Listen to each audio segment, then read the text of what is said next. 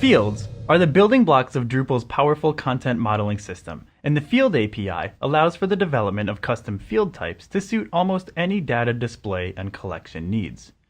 Drupal has a long history of providing ways for developers to create custom field types that can be bundled together and attached to various pieces of content.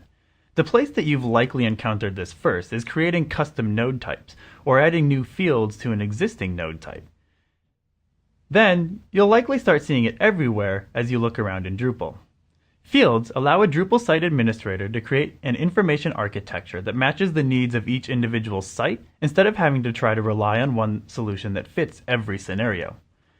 Drupal core comes with a handful of really common field types for storing things like strings of text, numbers, and even images, allowing you to mix and match these different fields to define the content that makes sense for your site. Fields are one of the things that really differentiates Drupal from much of its competition. As a module developer, the Field API provides a way for us to define new types of data and methods for collecting and displaying that data as a new field type, which is great because it means I can write a module that defines a video field and how to store, collect, and display the related information. But since it's just a regular field, administrators can mix and match it with other fields however they see fit. This makes my module and its functionality infinitely more useful, since I'm only defining how my specific data works and not the context in which it's used.